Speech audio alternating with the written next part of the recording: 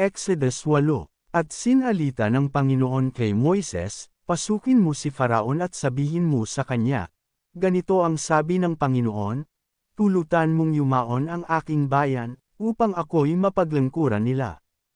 At kung ayaw mo silang payaunan, ay narito, aking sasalutan ng mga palaka ang inyong buong lupain. At ang ilog ay mapupuno ng mga palaka, na magsisiyahon at magsisipasok sa iyong bahay, at sa iyong tulugan, at sa iyong higaan, at sa bahay ng iyong mga lingkod, at sa iyong bayan, at sa iyong mga hurno, at sa iyong mga masa ng tinapay. At kapwa aakyatin ng mga palaka ikaw at ang iyong bayan, at lahat ng iyong mga lingkod.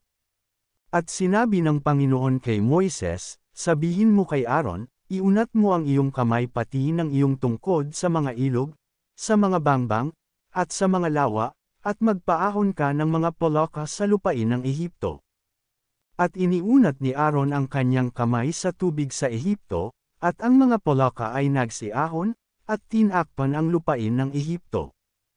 At ang mga mahiko ay gumawa ng gayon din sa pamamagitan ng kanilang mga engkanto, at nagpaahon ng mga palaka sa lupain ng Ehipto. Nang magkagayoy tinawag ni Faraon si Moises at si Aaron, at sinabi, manalangin kayo sa Panginoon, na alisin ang mga palaka sa akin, at sa aking bayan, at aking tutulutang yumaon, ang bayan upang sila'y makapaghain sa Panginoon.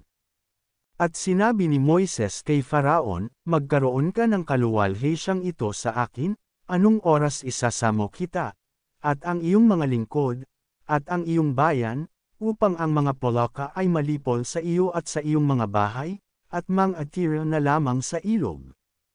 At kanyang sinabi, sa kinabukasan.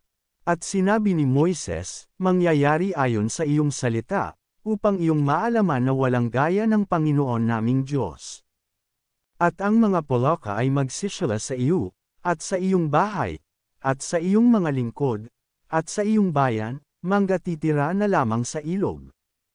At si Moises at si Aaron ay umalis sa harap ni Faraon, at si Moises ay dumaing sa Panginoon tungkol sa mga palaka na kanyang dinala kay Faraon. At ginawa ng Panginoon ayon sa salita ni Moises, at ang mga palaka ay namatay sa mga bahay, sa mga looban at sa mga parang. At kanilang pinagpisan sa bantan-bantan, at ang lupa ay bumaho. Ngunit nang makita ni Faraon na may pahinga ay pinapagmatigas ang kanyang puso, at hindi niya dininig sila, gaya ng sinalita ng Panginoon.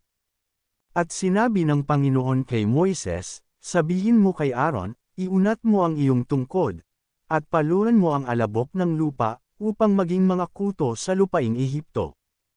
At kanyang ginawang gayon, at iniunat ni Aaron ang kanyang kamay pati ng kanyang tungkod, at pinalo ang alabok ng lupa, at nagkakato sa tao at sa hayop, lahat ng alabok ng lupa ay naging mga kuto sa buong lupain ng Ehipto. At ang mga mahiko ay gumawa ng gayon sa pamamagitan ng kanilang mga engkanto, upang maglabas ng mga kuto, ngunit hindi nila nagawa, at nagkakato sa tao at sa hayop. Nang magkagayoy sinabi ng mga mahiko kay Faraon, ito'y daliri ng Diyos, at ang puso ni Faraon ay nagmatigas, at hindi niya dininig sila, gaya ng sinalita ng Panginoon.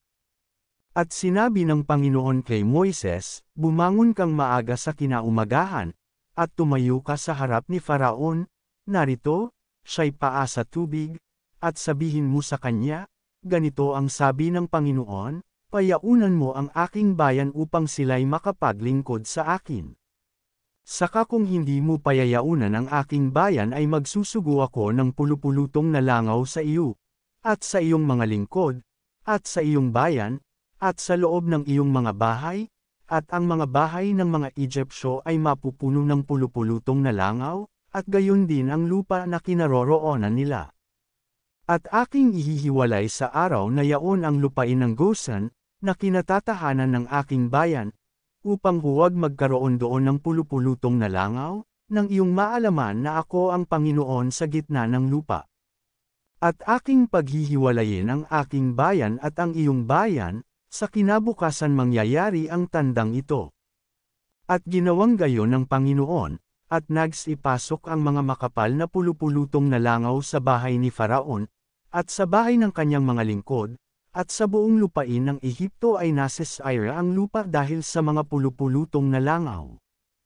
At tinawag ni Faraon si Moises at si Aaron, at sinabi, "Yumaon kayo, maghain kayo sa inyong Diyos sa lupain."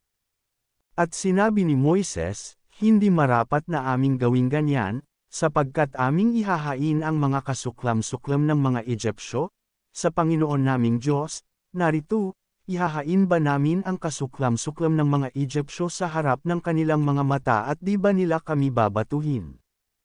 Kami ay yayaong 3 araw na maglalakbay sa ilang, at maghahain sa Panginoon naming Diyos, ayon sa kanyang iniutos sa amin."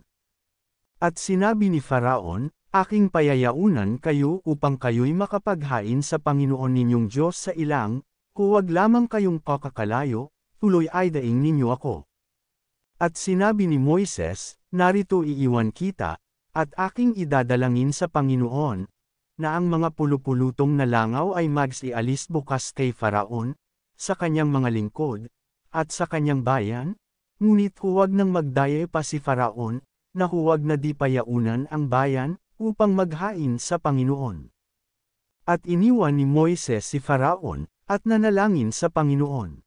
At ginawa ng Panginoon ang ayon sa salita ni Moises, at inialis niya ang mga pulupulutong na langaw kay Faraon, sa kanyang mga lingkod, at sa kanyang bayan, na walang natira kahit isa.